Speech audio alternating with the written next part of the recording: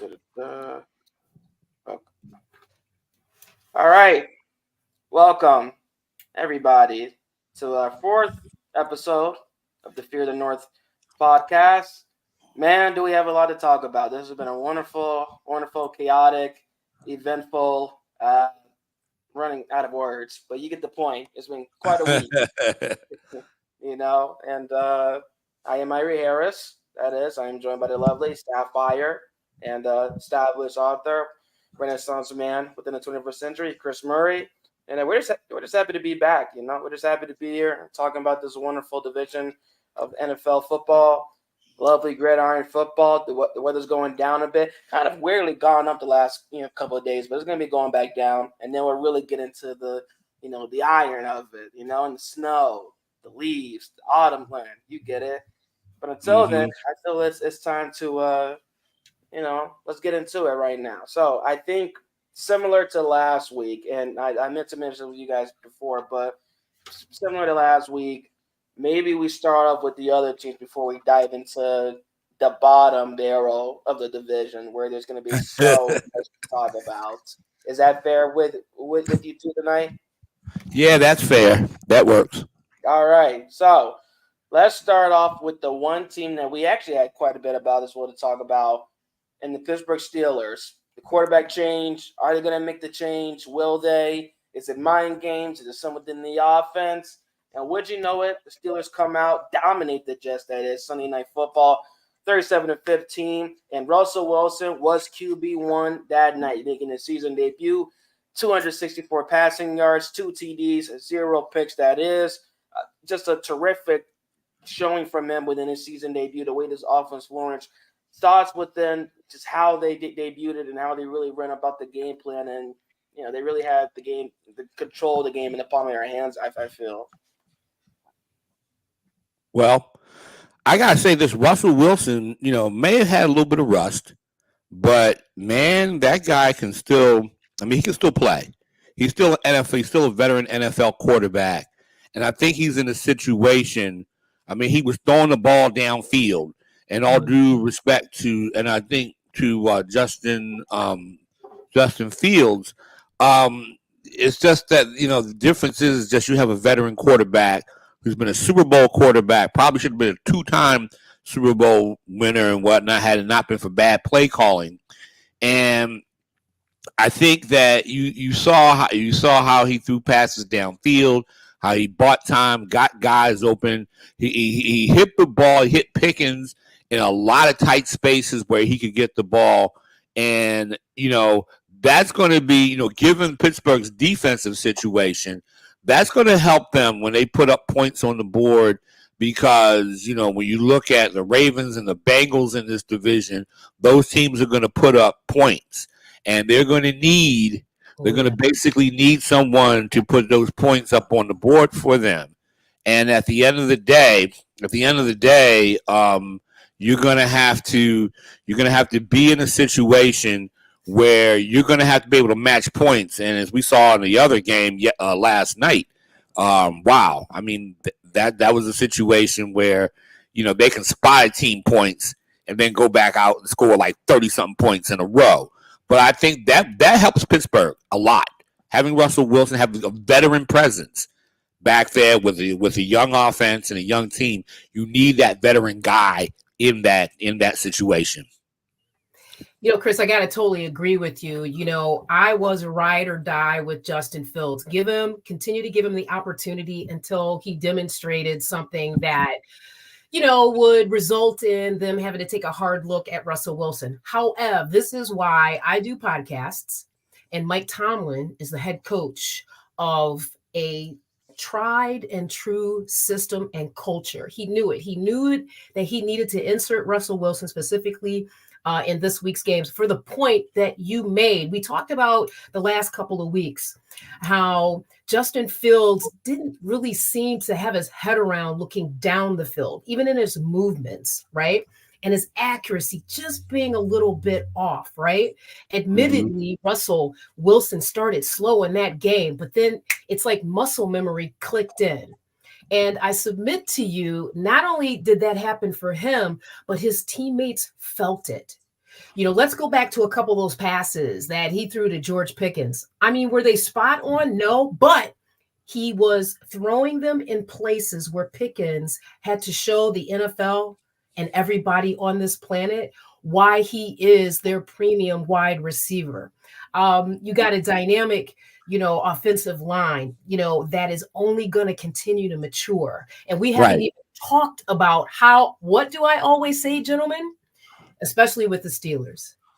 The defense is going to help them win games, which is what we saw prime time. So those are kind of like my initial thoughts on that Steelers-Jets game. Yeah, I agree with what everybody was saying here within this. I just thought it was an awesome time. It really just a confident knowing his team is this good. Mike Tomlin is not a man to mess with. No. It's one thing, we're diving into the intricacies of this team and what we saw within that game on Sunday, but to watch him locked in, swag just oozing, like that is a man that knows he has a team to reckon with. The defense has always been there, but this is the best a Steelers offense has looked in a long time. And it was just one game. I understand it was just one game, but just the mobility and Russell Wilson showing that he's still got more than enough left in the tank, and the way he went out there just helped this offense flourish. And then the run game on top of that too. Like, we're gonna get to Wilson and Pickens. We're gonna get to how dynamic they were, but then the run game on top of that. Najee Harris going back-to-back 100 rushing yard games. Last time coming within the end of last season. I enjoyed everything to watch, and I guess that brings up another question regarding the offense because of their offensive coordinator and Arthur Smith. Was Smith really the guy that Tomlin was missing out on for some time? We know they had Matt Canada last year. I remember being there, in the press box when they were, in Cleveland, when Pittsburgh fans and Cleveland crowd were screaming "Fire Canada," in which they did. Less than 40 hours after the game, like, is Arthur Smith the OC that Mike Tomlin has been needing all this time to really, get things going, or is that exaggerated just over one game? Well, I'm going to say this about identity and everything. Right now, what you are noticing in his fifth and sixth weeks of the season, teams right now are starting to find who they are, right? Najee Harris gains 102 yards on nearly 5 yards per carry. Okay. Teams are starting to figure out the rhythm and what's worked. Okay. Even, watching, the team that I cover on a regular basis, the Philadelphia Eagles, I think they found a formula if they don't overcomplicate it. You run the ball.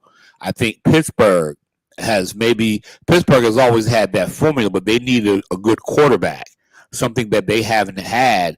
They need a good, competent, starting quarterback in the league who knows how to win, who has been in the league long enough to know that, you can, and he doesn't have to be spectacular. He doesn't have the great weapons, but he can put guys in position to make plays. And so if they continue with that formula, basic formula and whatnot, and the commitment that they have to do it, they're going to give the Ravens even a tough time. I mean, but then again, with Pittsburgh and Baltimore, you throw out the records anyway. That comes down to, I'm going to get you behind the woodshed, and we going to fight. So, Sapphire, I want to hear your points about that. No, I totally agree with that. And going back to what Irie asked, I think Mike Tomlin knew what he wanted in an OC. Right. Right. And I think this wasn't just a harsh, guttural or in the moment decision. He knew what he was looking for.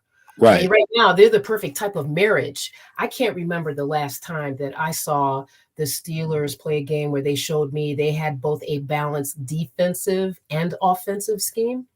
And what the heck, throw special teams in there too.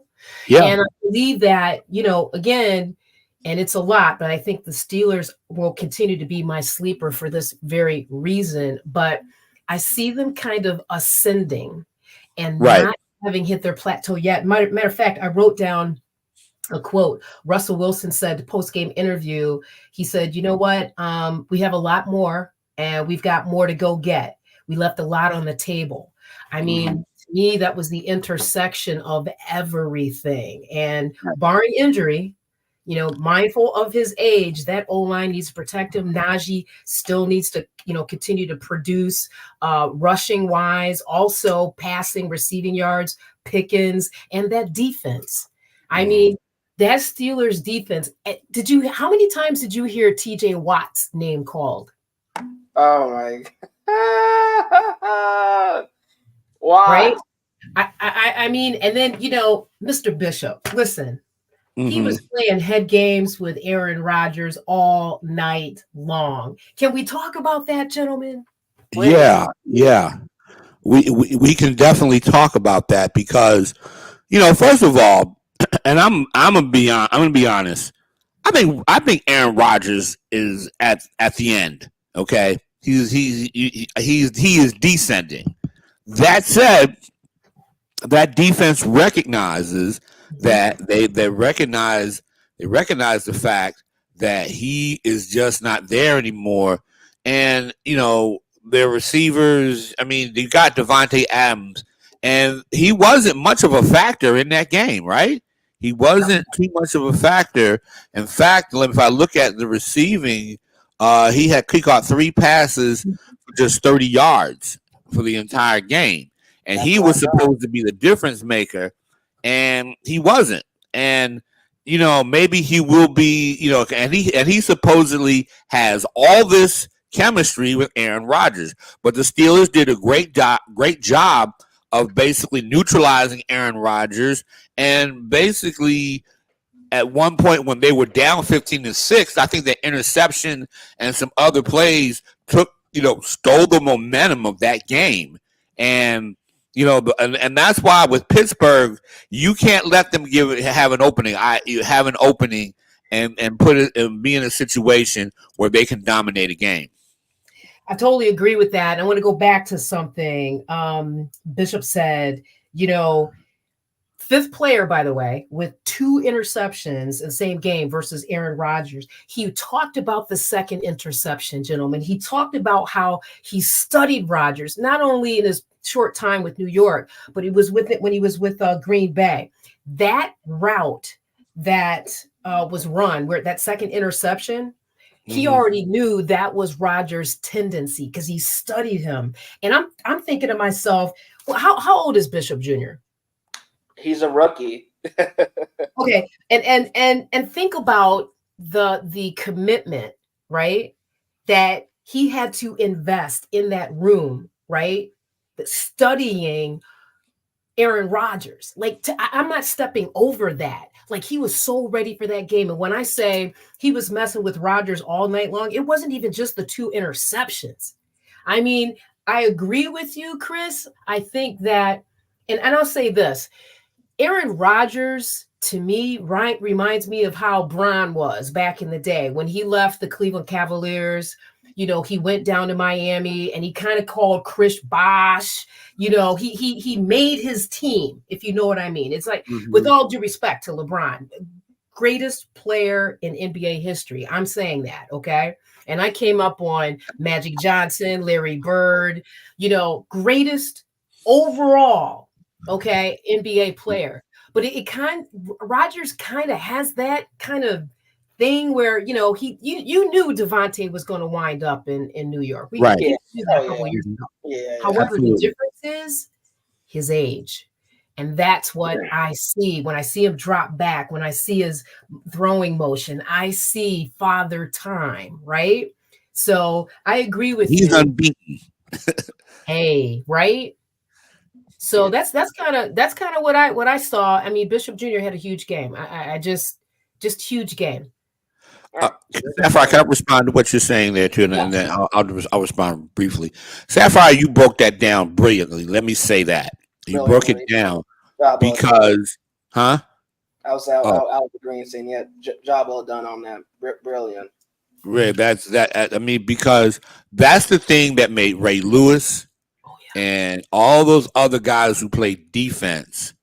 And see, and I say this from the purview of being a college professor. I teach young people.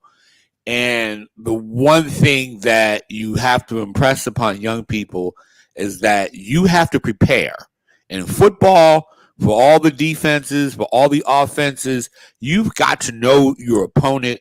And it reminds me of the Super Bowl where the kid Butler made that interception off Russell Wilson of all people in that Super Bowl. He studied that play. They studied that situation. And when you talk, this is the thing that when I see Deion Sanders and some of the old heads talk about these things, they will tell you that preparation. This is, if you're a bad student in the classroom, you're gonna be, you gotta be a student in the game. Some of the coaches, I explained it to some of the young players that I've taught over the years, that you guys got to be thorough into that film watching and whatnot if you're going to win.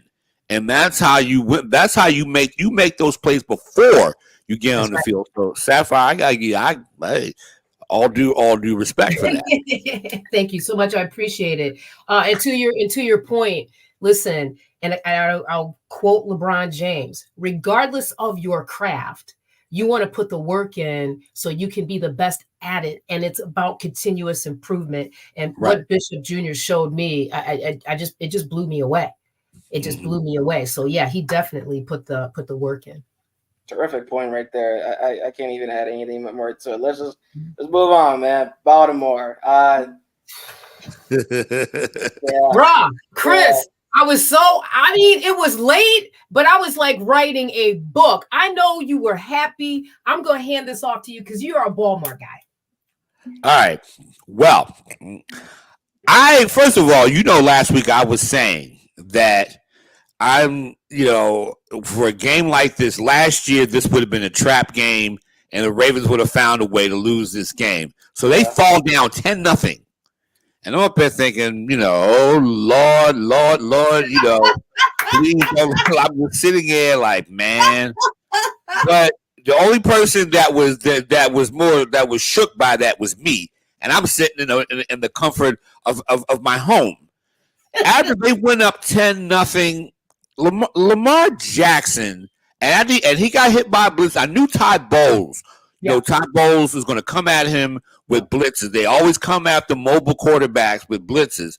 But Lamar is looking like, he is like dissecting defenses, going through. The threat of him running is the least of their worries. He's finding guys open and made a big play on that drive. And they got back into the game. And then I'm going to tell you, the big play, there were two key plays. There were two key plays in that turned that game around. And one of them came from Marlon Humphrey. And Marlon Humphrey had the interception in the end zone where it was going to look like it was going to be either 13-7 or 17-7.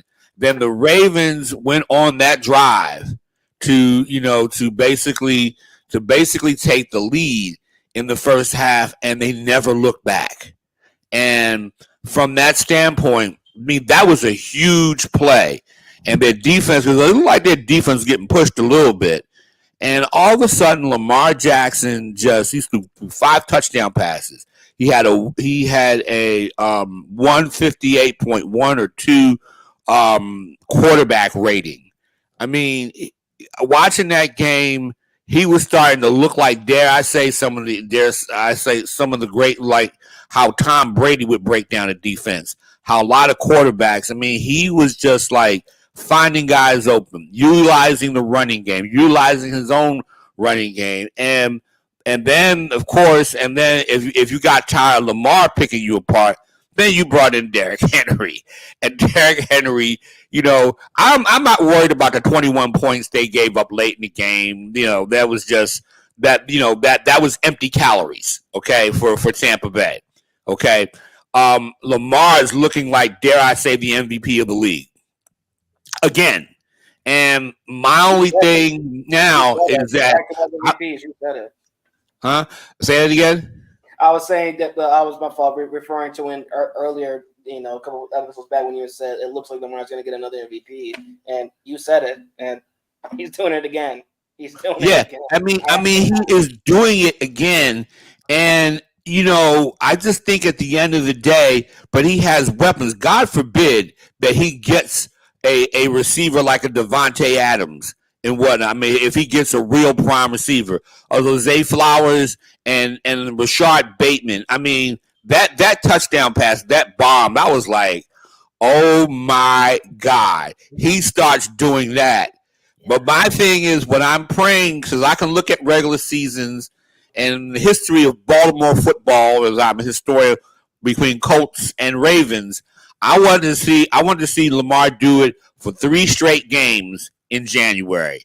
Get to the end of the divisional playoffs, the AFC Championship game, and the Super Bowl. He does it in those 3 situations, then I would be the most obnoxious fan in the history of all football. But I got it. But but I have concerns about the defense. But Marlon Humphrey made like two big plays that turned. He had 2 interceptions. He got hurt, and he hurt his knee. But the thing is, he made 2 big plays in that first half, and that took the wind. I mean, what Lamar was doing took the wind out of Tampa's offense. It just took the wind out of them. Until late, when the Ravens just, okay, we got big enough, we'll take our foot off the gas pedal and whatnot. Lucky I'm not coaching, because I would have scored 50. I would have asked for 50.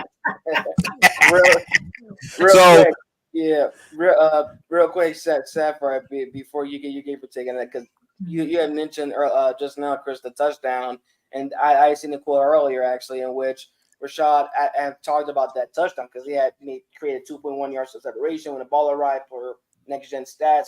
He had said that it's a play that we practiced all week, and that he didn't know if Todd, the OC, Todd Monken, was going to call it or not, but he did. They trusted him in Lamar, and he said that he didn't think he was going to get the ball in that play just off of Tampa Bay's coverage, but then he saw Antoine Winfield roll over, then he knew he had a good chance of that. Sapphire, just from that play, within the entire landscape of that performance within the Ravens, what did you see from your side within?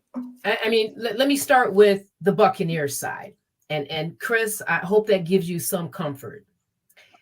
When they let Mike Evans play, I said, game Baltimore. He clearly was injured.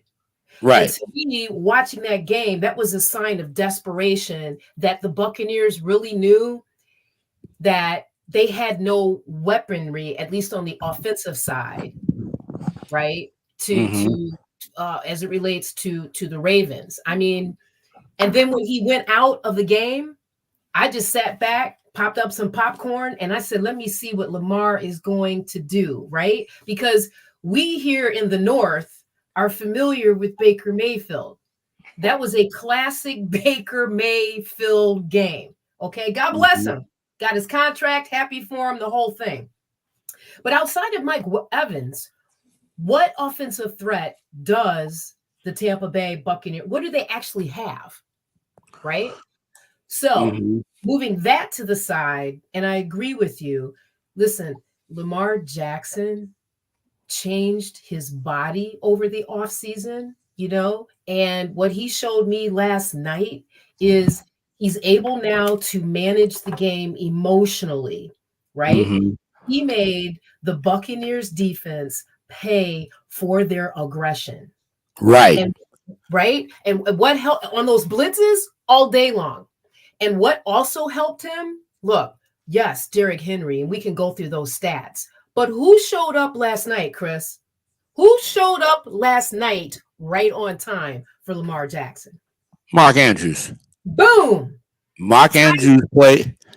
Him and Likely, if they were smart, they should have some formations where you go 12 personnel and then try them both up the seams. Because who's going to guard them up the seam? What safety is going to guard them in the seam of the zone? And especially Mark Andrews with his size. All you got to do is chuck it up there. And Likely can run past people with his speed and athleticism. So, I mean, the Ravens have a variety of. This is the first time I've seen the Ravens in a long time where the personality of this team is their offense and not their defense. Okay, although I would like to see the defense play a little bit better. I think they adjusted to the run game and they limited Baker Mayfield, and they did a good job in that area. But what you have to do is, I still want to see the defense become more dominant. But going back to that, I mean, you had all. I mean, like I said, Rashad Bateman had a couple of big plays in the passing game where he almost scored and whatnot. The first one, and so there were so many big plays in that game, and then, like I say, King Henry still had 169 yards. He averaged 11.3 yards on the ground. That's insane. That's mad like numbers. That's insanity. That's absolutely insanity. I mean, and, you know, as much as other teams talk about when players start getting closer to 30, that's when you're looking at them as, you know, potential trade, you know, blah, blah, blah. Derrick Henry, like LeBron James, is showing the world, listen, it's a mentality. Yes, a lot of it is their God-given DNA, but they can still put the work in, right? I am just, and I'll say this, and I'll be clear about it. Last night's game was real personal to Lamar Jackson. Chris, when was the last time you saw him emote the way that he did after first downs, after, you know, throwing the touchdowns, and to get out and at least try to body block for D. Henry? Talk to me. When was the last time you saw Lamar Jackson demonstrate that level of being plugged in and committed? I'm still trying to figure that. I've seen him in some games where that's happened. But one thing I got to say about him now is that I see a level of confidence in him in that, you know, what he is showing is that, you know, a lot of people, a friend of mine named David Steele posted, you know, something on X the other day, because someone said that it was some announcer said that Lamar Jackson doesn't appear to be quarterbacky. whatever that means. I don't know. I just heard that. And so, you know, and basically he looks like a dual threat quarterback, the dual threat, and he's the epitome right now of what happens, along with Patrick Mahomes. I'll say that for Patrick Mahomes, of how dual threat quarterbacks, who some of whom are African Americans, some of whom are not, but are changing the game of football. Okay, Lamar. I mean, it goes back to a lot of people. I would say Tarkenton, Staubach, and Roger Staubach, Fran Tarkenton, and then Donovan McNabb, Randall Cunningham, and all those guys. I didn't say them in a sequential order, but I'm just saying guys, and even Russell Wilson, who can use his feet. I mean, and Joe Burrow. Remember Joe Burrow too. But man, Lamar he's playing at another level. He is playing at another level. And I've never seen him. I mean, I used to like worry every time he got back in the pocket. I was like, oh boy, come on, Lamar, don't make a mistake. He's just like, you know, if he could flip it behind his back, he would. I mean, he's just fried and die and laying it to the side. He's just fried it up and just, you know, and okay, who wants to eat? Yeah, you get a catch. That's what I'm seeing from him. And he doesn't have this. He has good, you know, I would say medium level receivers, and he's making his team better around him. That's what you have to say. That if there's a, you know, Sapphire, you made a LeBron James, you know, reference. You know why LeBron James I think is one of the great players in the world, because he makes other guys better. You can't compare him to Jordan in that regard. Okay, he's not a scorer in that sense, but he's a facilitator. In the case, no, I totally agree with that. And also like what I'm gonna start calling him LJ showed me last night. The game has slowed down.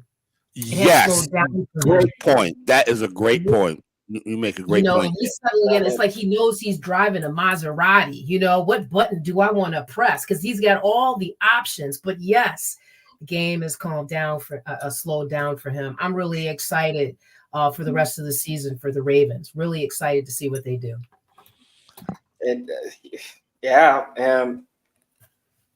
Sapphire, you mentioned earlier of it, you know, it seemed really personal for Lamar. And before you answer that, I'm just gonna guess that it's because he was going up against who was the number one overall draft selection within his 2018 draft. Okay, yep, all right, yep. Okay, yep, there we go. Because we know he likes to do this a lot, Oh yeah, a right? lot. I mean, And how are you gonna diss Tom Brady, right? And you've been in Tampa Bay 2 years. I mean, come on, man. Did the Yeah. same thing.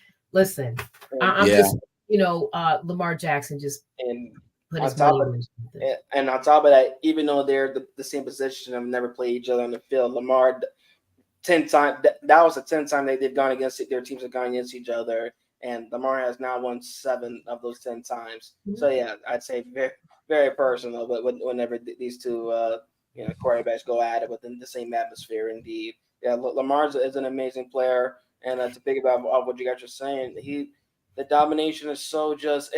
I really do think about that each time. I just think about how could have somebody seen him and said you should switch positions? I may never be able to fathom that. I may never be able to fathom that. I'm like, why him of all people do you suggest move to wide receiver? You might be able to get an NFL career. I'll leave it at that. And just to put the cherry on top of that, Sunday, Lamar Jackson, first quarterback in Monday Night Football history with multiple games with 5 pass TDs, right? 0 interceptions. Third game with 5 pass TDs, 50 rush yards, right? There's only been 2 other such games all time. And he's now improved as a starter to 23-1 versus the NFC, and he's on an 11-game win streak. Legend. I mean that's true, and He's ready for the Super Bowl, Chris. He's ready for the Super Bowl, right? That's what you're about to say. I'm hoping that's all I'm hoping is that play well in 3 because you're going to get home field. Play well in the divisional playoff. Play well in the AFC Championship and the Super Bowl. I'll be happy, and I will go to Baltimore. I'll take time off, and I will go down to the parade as a fan, as a spectator, and whatnot. But I just think at the end of the day, he's got to prove it there because he still has his critics. And I was on my Facebook page yesterday. Oh well, Chris, he's got to win but you gotta win the regular season to get there. That's the thing that a lot of people, when you talk about quarterbacks, I saw something on TikTok, the top 10 quarterbacks without a Super Bowl win. And some of them are the greatest quarterbacks of all time. And sometimes, to me, I still think you got to win the regular season to get there. You don't get there if you're not going to the playoffs every year. But in this, in this sort of winner take all for everything, people can't appreciate careers of guys like Dan Fouts or Dan Marino or even Donovan McNabb because they won a lot to get there. It's just some things just didn't work. And, I have a whole, thing about that as I watch these things, unfurl. So indeed, yeah, thank you, yeah, very, very much so. And also, before we move on, Lamar does tie now for third with that most career games with 5 touchdowns and 0 interceptions. The only 2 in front of him are Tom Brady and Drew Brees, so both had 8 of those games. However, within the list of QBs and other Hall of Famers, he has the fewest starts with only 84 right now. Everybody else is over 250, 300. Amazing. Now that we've gone through, the best, the shiny part to look at is so pretty within the AFC North Division. Now we're going to go to the bottom of the barrel, the bottom. The dirty, as they like to say. The Cincinnati Bengals and Cleveland Browns, the battle for Ohio, as they like to call it, took place on Sunday.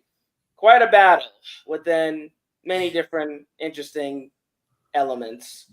The Bengals did leave victorious, 21-14.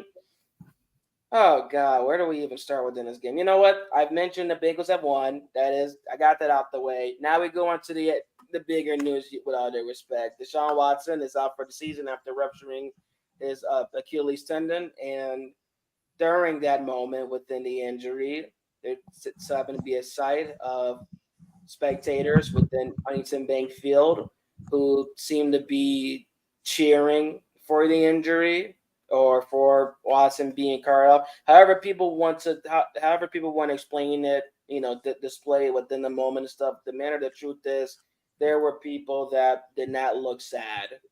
Wow. I'll keep it. Yeah. And for me, and I'll just kind of put it like this within my view from the press box. I Everybody had seen the injury happen, in real time. We had seen him on the ground. You notice that nobody touched him, nobody sacked him. It was straight slip. I'm thinking he just slipped or something and fell.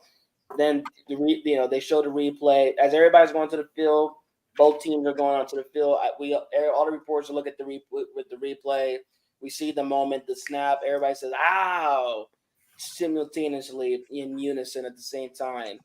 And then we look again, see both teams coming out, all the Browns players, some Bengals members come out to, and aid in support of Watson. And you see here kind of a roar, and it starts to grow a little bit at some point. And as people actually showing some kind of happiness. No, not everybody, because that's the one thing everybody wants to display. It wasn't every single fan in the stadium, and we know that. Don't all lives matter, right? I'll leave that to another day. But there were fans in that arena and in the stadium that appeared to be happy about it, and the roars grew louder simultaneously as Watson was rolling off the field in the cart, emotional, and then Dorian Thompson-Robinson, the backup, coming on the field at the same time. And people will try to say that naturally you roar, for players when they get injured. Like if we appreciate your service, and when the next player comes on, that was different. And I'm not gonna let anybody try to tell me that if any of no. I know what I saw, I know what I heard, I can feel it, and I'm sure that you two could feel it as well when watching through the TV. So thoughts just within the moment and what you guys saw within that moment, within Watson's injury and the interaction from the fans, the people, Myles Garrett and others being defending him after the game. Thoughts on that, Sapphire and Chris? I mean, I have to ride with everything that Jameis Winston said, everything that Myles Garrett said. My heart truly, as a sports fan, goes out to Deshaun. He's done nothing but put the work in, as well as try to balance all of the off the field noise. He is not a predator. He is not a monster. He's a human being. And I just want the best for him as a football player. I know he's going to be back because that's the metal that he's made of. And so for me, I just, if you're a fan of a team, you're a fan of a team. And it was really unfortunate to hear all of that negativity as the quarterback who was giving his 100% went down. Mm-hmm. Yeah, I would tend to me that's people associate that kind of thing with Philadelphia, right? People associate that because I still remember fans cheered when Michael Irvin was carried off the field with a concussion, and whether it's your own player or an opponent, you don't do that, man. I mean, that game is hard enough as it is. Okay. The careers last anywhere between 4 to 6 years, if that. Okay. And it's unfortunate for Cleveland that once again they're in a no man's land of bad coaches, poor decision making, and all these other things. I mean, all these things that, once again, the franchise gets hit with, these things. And at the end of the day, I do think if they are smart, I would start Jameis Winston for the rest of the year. He's a veteran quarterback. He knows what he's doing. Dorian Thompson-Robinson, I loved him at UCLA, but he's still learning the game. And I think, Jameis Winston, the only problem with Jameis Winston, can he cut down on his turnover problem? Because he does have, but Jameis Winston is capable of throwing for 5,000 yards in one season and whatnot. And he's done that in his career. But I think that I don't know what kind of continuity will the Browns have. And then meanwhile, the player who returned, I'm going to ask you about this, Sapphire, about Nick Chubb and Irie. It kind of everything that happened overshadowed, it would appear, Nick Chubb was returned to the team. And I ask this out of both of you, can he help this football team find some continuity and stability on offense? Because they're going to need him to do it if they're going to win. If possibly, even if it's just a break even at 500, they have to do something for him to get something. Something has to charge this team up. So that was a lot, Chris, because that would then imply that the Cleveland Browns are still trying to be competitive. Okay. And I'm gonna hand off that portion to Irie as well, because I just see that they're in rebuild mode, right? I want to say this: what worked, if you go back to Deshaun's final drive for the 2024 season, what worked, what I saw worked, was the play action off the running back, and that was Nick Chubb. We talked about this previous weeks, right? That running back is at least average. He's going to keep that defense honest. And that was what created the opportunity with the tight ends. Okay.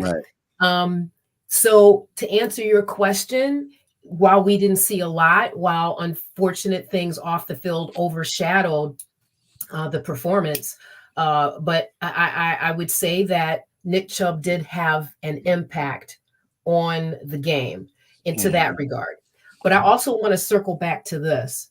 It was on that final drive that, and Chris, I know we touched on this during the week, but it was that final drive where I thought maybe perhaps the Browns training staff or medical staff may have missed something. If you go back to about 11 minutes in that left in the second quarter, the Browns started their second drive at their 9-yard line. Second drive from their 9-yard line. Bengals, the edge rusher, Myles Murphy, he ran into the backfield untouched. Now, what saved Deshaun in that moment from another hard hit, because he took a couple compliments of Jedrick Wills, there you go, was Nick Chubb found a way to kind of work around him and knock off Miles's direct hit. But if you watch Deshaun's footwork, if you go back and watch that game, because they showed it in slow motion, you could see the amount of force, torque, that he was already putting on that right leg, right? And just the way that he moved, right? Then you fast forward to the tush push, right? Right.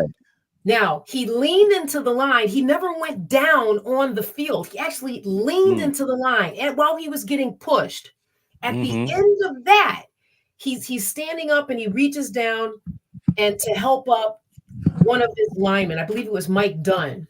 Right. Who's got to be at least 6'5", 315 pounds. Again, if you look at the video or the replay or watch the tape, however you want to say it, you can see he's still putting pressure on that right leg. Now, listen, no one touched him. No one caused him injury. This is his body breaking down.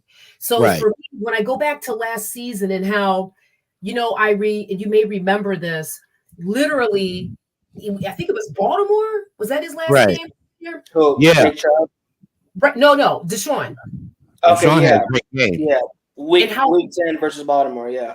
Right. How he went in for what was just an MRI to check, and you found out the man's shoulder was pretty much getting ready to fall off. Clearly, he has a superior, tolerance to pain. So when I come back and I say maybe the medical staff maybe missed something, it wasn't a surprise to me that he went down. It seems weird to say that, but all of this. He was walking with a limp, right? Yes. You know what? Thank you. Because that was the other thing. There was some plays in there. The one where I think it was Hutchinson almost tackling him. LeBron is kind of coming back and they're joking, but you can see him favoring, that leg. So we know he has a high tolerance to pain. And I'm just saying, sometimes people don't respect and appreciate how much work these athletes put in right? And it's unfortunate that his season came to an end the way that he did, but he has nothing but my respect as an NFL football player and the quarterback for the Cleveland Browns. That is what I wanted to get out here tonight about Deshaun Watson. Thank you. And yeah, to go further within that, that is something I thought about as well a bit too. After the game, that last drive, I mean, he had that was 42 of his passing yards came within that drive alone, off of the play action, like you were saying. I also thought about that quite a bit after the game too. I was like, man, how efficient, how productive that drive was going. Only if because we hadn't seen Watson and Chubb really together in a long That's time. right. Even going back to last year, they played that a game in 2 quarters, game and a half. But prior to that, it was really just the end of the 2022 season when Watson came back from that suspension, played those last 6 games together. That was really the last time I really seen them together. So we haven't really seen them at all since. That is another what if as to how more productive that the PA would have been with a guy like Chubb in the backfield there. And to further answer your question, Chris, I mean, you can only hope that Chubb, can bring some kind of. I mean, it's more than, and I wrote about this too a bit. It's more than just the offense, because this is a bad offense. This is a bad football team. The lack of productivity there is, a decimated O line, a lack of rushing productivity, sub 100 going into this week. And we know what happened everywhere else within the quarterback and receiving corpus, but the presence that Chubb has and brings to the identity of this team, to this fan base. Like you go to the team's account on X, their headline profile is a headshot of Chubb, within that game. So he brings so much just within the image and presence. It's immense. When he got injured, I still think back to those. Everybody in Acrisure Stadium saying, "Ooh." When they showed the replay of the injury on the jumbo, I still think to the players days after the injury getting emotional when talking about it. So it's very big and very important for him to come back. They actually had like these little comic book pamphlets that were Batman inspired, since that's his favorite superhero. So he's gonna like. I guess what I'm saying is the season looks done as is right now, and he will return to the form that we saw that 4 consecutive seasons with 1,000 or more rushing yards. Like he is going to get back to that form at some point, and his work ethic, really makes the weight worth it for a while. It really makes the weight worth it. But what I'm getting at is, it's going to be big just within his presence alone for the city and for this organization, because that's really the one light I feel that nobody has anything bad to say. Right, that's really the one area I feel everybody looks at and says that is how you carry yourself. That is the prime example, the prime role model. That is. So yeah, he will be big for this team. But regarding the offense, it'll take some time though. He was mainly used in the first half, 11 carries for 22 yards total, 10 carries for 20 yards in the first half. That is along with that one rushing touchdown. He only had 1 carry in the second half, and as to why that is, Kevin Stefanski said after the game that that they just wanted to, but that they just wanted to keep it safe and stuff, and that he played well. It's going to have him back out. So we'll see further on how it looks with them in the backfield. I just don't understand that. I don't understand. Okay, you're going to put Jameis Winston in the game with what, like not even 4 minutes left? And I don't want to hear anything about DTR's finger or whatever. It's like the Browns are about to have, my sense is they're about to have a flash sale, right? So, straight up, they're about to have a flash sale. Like, so can you speak to anything that you may be hearing about who is on the block for the Cleveland Browns? Right now, I don't think it's hit that point yet, or at least since the Cooper trade. So I have no of that, but I can tell you per Jordan Schultz from earlier, actually a half hour ago, that his sources say that the Browns plan to start Jameis Winston at quarterback in Week 8 versus Baltimore, and that his understanding is that DTR was Watson's backup this past Sunday strictly from a game plan standpoint. And so with that breaking news, and that's something I'll be able to go and confirm, within the presser tomorrow at practice with Kevin Stefanski. That'll be the first question asked. He might even mention the statement, because that's the big news right now, who's going to be the starting quarterback. If it is Winston, as it's stated right here, we know the veteran former number 1 overall draft pick back in 2015. Is that the right decision? Okay, so I'm thinking that Zadarius is going to be up in Detroit. I'm thinking that now may be the time. Anybody that's not on guarantee, and I wish I should have printed that out, right? Okay, so I all see, the guys 1-year deals. yes, Okay, all right, okay. I see the Browns. How far out is the trade deadline? Are we a week or 2 weeks away? I think 2 weeks away. Yeah. Yeah. So I mean, we are going to have Deshaun Watson in Cleveland for 2 more years. Okay. So we think about what the goal is, right? In 2 years, what are the decisions that the Browns are going to make, right? To bring that goal to fruition on the defensive side and the offensive side, unless there's some miracle fairy dust that's out there where, and I mean this with respect to Deshaun, right? Is there a possibility to get him to another team where he can get out of this darkness that is just overwhelming him, in my view? Like, Chris, look, we talked about it. I know Tua is ramping up to come back, but is there some magic that GMs or the NFL has an exception role? I don't know, but I'm worried about his mental, right? I'm also, I'll say this again, even though Myles Garrett is like a face of the Browns, I don't think you can rule out the Browns from shopping him either. Like, there's still a flash sale like area right now. Would he come to Baltimore? Yeah. Woo! If he comes to Baltimore, over. The Ravens are going to. I would guarantee the Ravens will win the Super Bowl. I would guarantee it. Yeah, like Joe Namath once did. And how about giving Myles Garrett an opportunity to get a ring? I mean, I'm just saying. Yeah. Well, the one thing we haven't talked about in this game are the Bengals, who are part of this division. Mm-hmm. And I gotta ask you, Irie, and I'm gonna ask you, Sapphire. Are you sold on the Bengals? Are the Bengals still in this division as a contender? Because I'm noticing a pattern with the Bengals. The Bengals play up or down to their opponents. Am I right? I mean, correct me if I'm wrong. Because I'm looking at this game and I looked at the game and I was just like, you have Jamar Chase, T. Higgins, and then they ran back the kickoff.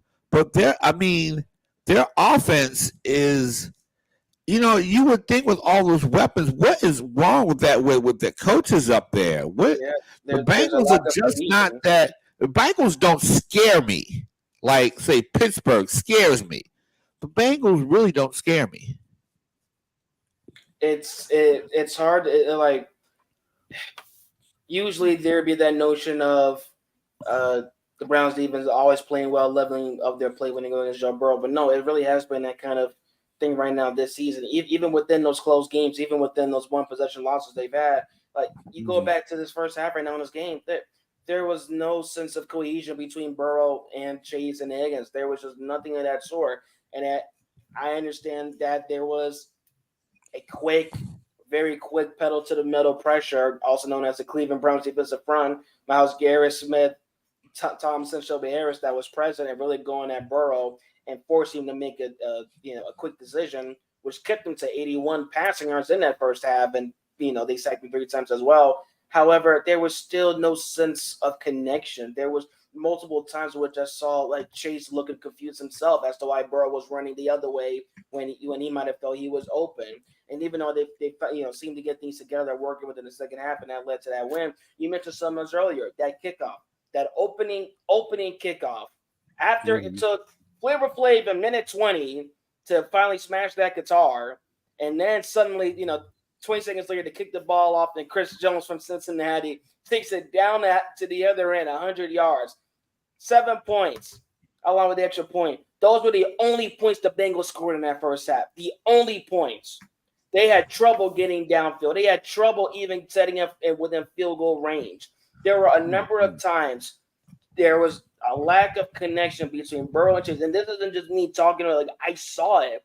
I saw the body language from Chase. I saw the reaction. So while the win is definitely going to bring some good feelings, going back home, they won, Battle of Ohio this time and stuff. There's still problems that I'm not sold are fully resolved, and I think that because it was the Browns, it's not going to be, brought to the limelight. But I believe, with all due respect, they come back to the limelight further on. It just took a pause because they were going up against an even worse team in Cleveland. They only had one more win than, with all due respect, going into the week. Those problems are going to come back to light going forward. If you ask me, thoughts, Sapphire? I mean, for me, this was the deal. Joe Burrow is accustomed to seeing man-to-man coverage. And that's not what the Browns did on Sunday. They gave him zone. I think while this was a very winnable game by the Browns, I think to that end, Burrow did what he needed to do. Rely on his defense, obviously special teams. And I'm certain I would imagine he and Chase had a conversation, but what he didn't do was beat himself. Right. So I can't, for me, Cincinnati is absolutely in the running. You look at their schedule. I know we're going to wrap up the show here in a few minutes, but they are absolutely right in the running.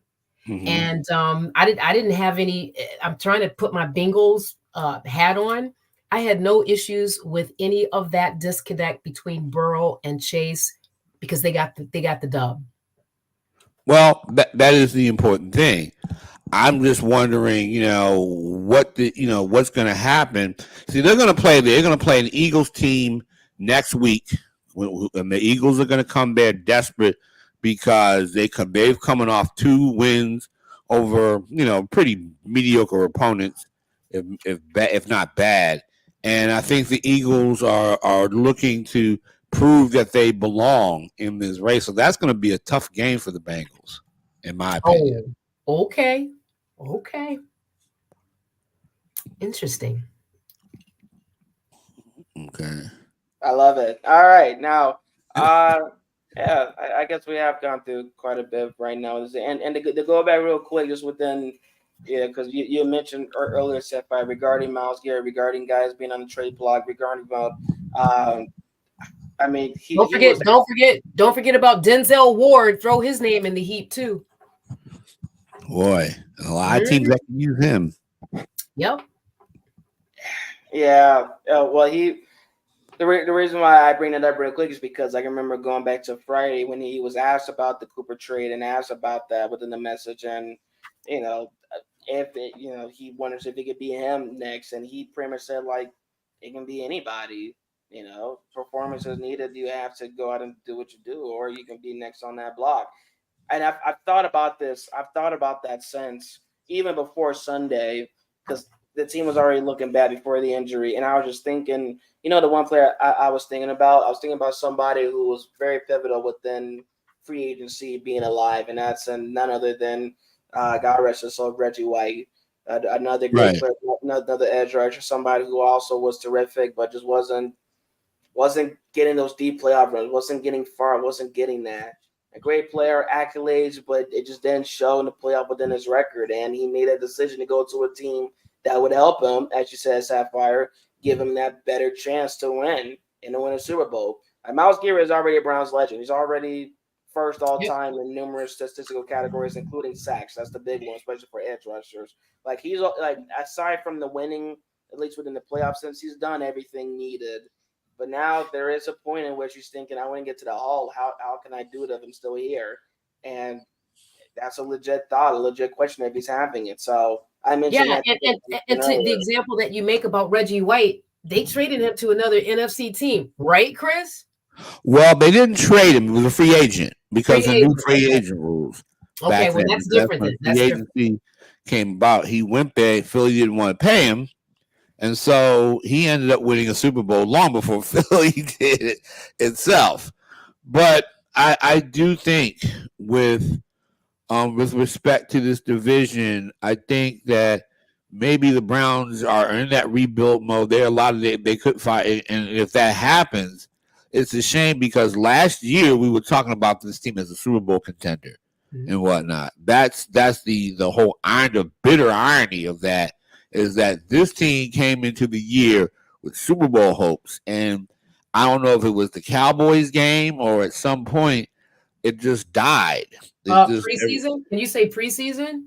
Yeah, preseason, and it just died.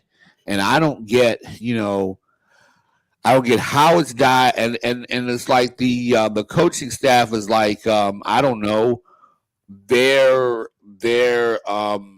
how can I put this? It's almost like Nero fiddling as Rome burns. Stagnant, waiting for something miraculous to happen. Well, I tell you, the difference for me is your backup quarterback, right? And the Browns made the decision that they made, and that's all there is to it. But it comes down to decision making and the culture. And while I respect the Haslams immensely because they have a vision of the future of the North Coast that I really think people need to be open to. But I think they also are giving my gut instinct. I would be shocked if they cut the strings with Stefanski during the season. No, they won't do that. I hope I'm shocked, but I think that they are just, they've given him the keys to the Cadillac, and at the end of the year, based on where the Browns' trajectory is right now, I can absolutely see a change there and at the GM level. By the way, Bill Belichick is out there on the periphery, ladies and gentlemen. She wants Bill Belichick. Tell us how you really feel about getting Bill Belichick here? Just tell us. I mean, you're not being passionate enough about that. You're not being as passionate about that. But like I said, they do need like a change in that culture. That's the thing that gets me. I do sense that somehow they need to change the culture of that team and get them out of this malaise that they've been in, because you're not going to survive very long in this situation. But they really have to. Maybe they need to clean out the entire coaching staff and come up with a different path or a philosophy of doing things in order to get right. But you're saying pretty much Brown season kaput. We'll see. Just now it's just a question of selling off your team for spare parts. Absolutely. I mean, the season was over after that Commanders game, because you can't, how do you come back from a organizational perspective from that? I mean, all the shenanigans that were happening on the sidelines and between the players and between the coaches and players, that's exactly what I'm saying. Right. Add Conklin to that list too, Irie. Oh man! If only I was on management, so I could really make a list. But instead, I'm on the outside. And you know what? I'm gonna say this about the game. My last point, because I forgot to say this. There was a play. I'm trying to remember when it was, where Burrow threw Chase. Beginning of the second quarter, Chase broke at least 4 or 5 tackles. He should have been tackled for a loss, right? Mm-hmm. He picked up 5 yards on that play, and I thought, I know it. Yeah, I remember what NFL. This is the NFL. One guy pulls 4 or 5 defenders out of the backfield. It's over. The season is over. That was that quick short route. I want to say that zig route, caught it. I believe Delpit might have been on him, or Emerson, but then he broke through those guys, and then I think the tackle was credited with Denzel Ward and Diabate. I remember seeing him jump up. And he's talking, everybody's talking stuff, but he was really doing that with his shoulders. Like, I just ran through all you guys. Yeah. And to go back to what Chris was saying too, like you talk, that was really the damning thing when we're talking about this team.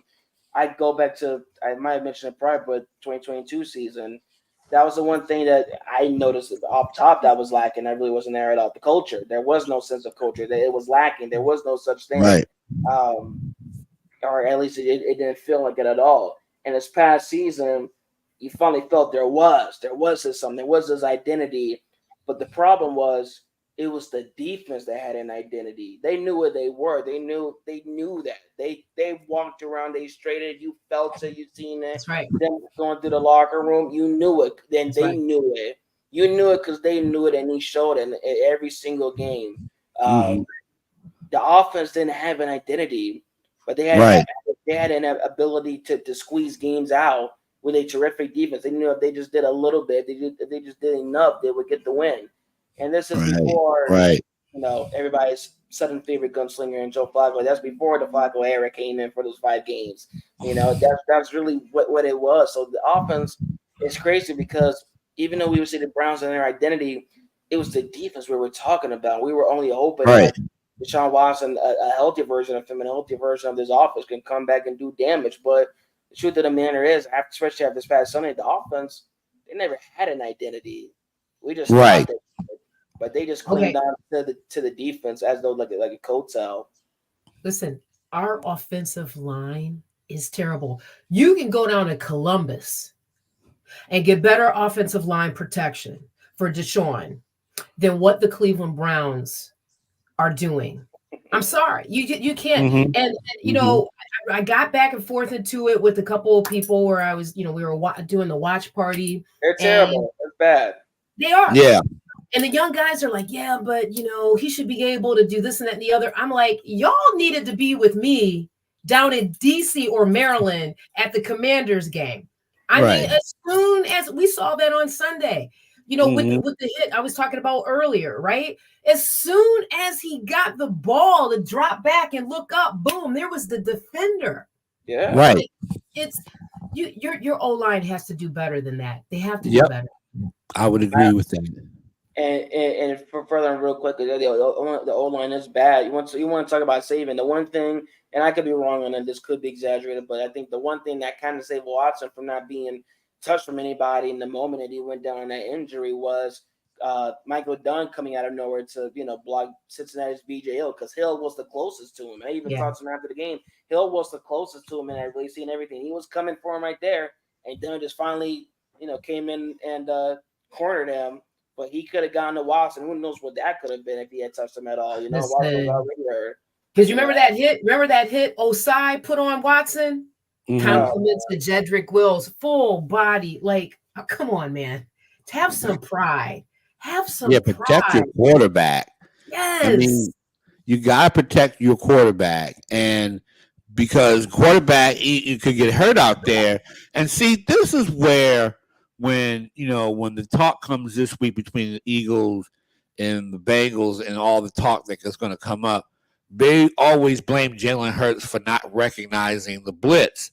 But sometimes even when you recognize the blitz, a lot of times the receivers aren't breaking off their patterns and setting something up. You can't always drop back and wait to see what's happening downfield. In the blitz section, in a blitz situation, you got to basically see that receiver open. That we call the hot route and everything. You got to find that receiver open, but you also have to block. Blocking is important because I don't care if the quarterback picks up the blitz or not. You still have to keep that guy from stuffing your quarterback underneath the dirt. And you have to basically see those things in the blocking. And we noted that Lamar, there was a stat that basically said Lamar was killing the blitz last night. I don't know if you saw that stat that came out. Okay, he was killing the blitz. You want your quarterback to kill the blitz enough so they'll think twice about doing it. Right. But you got to provide the protection. And the Browns, I don't think, have done a good job of protecting any quarterback they've had in there. They have not. So that's where we are. And like I say, are we going to give predictions for next week for the rest of the division and whatnot? Can we do that? Let's roll right into it. Let's roll right into it. Okay, so we've got the Bengals and the Eagles. I believe that's a home game for the Bengals. Who do you guys have for that? Eagles. I'm gonna say Eagles because I think the Eagles need this win. Jalen Hurts needs this win for his own psyche and keep fans off of his back for one more week. So I'm gonna say Eagles by 3. I'm going with the Bengals. The Bengals by 6. Okay. All right.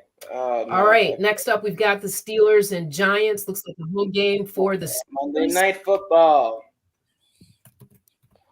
I'm going with Steelers by 10. That is Steelers by 10 versus the Giants. They are hot right now. There is no turning them down right now. Okay. I'm gonna go with the Steelers because do you really think that that Daniel Jones is going to hurt that defense? Do you really think? Like I say, as a matter of fact, he's he's an asset to the Steelers defense because he'll surely find a way to give up the ball and turnover, or just or he will assist the Steelers defense and planting him, a few inches into the ground. So I say Pittsburgh wins that easily. Okay. And then we have the Browns home versus the Ravens. The question of that is how bad, not so much whether they win, but by how many touchdowns.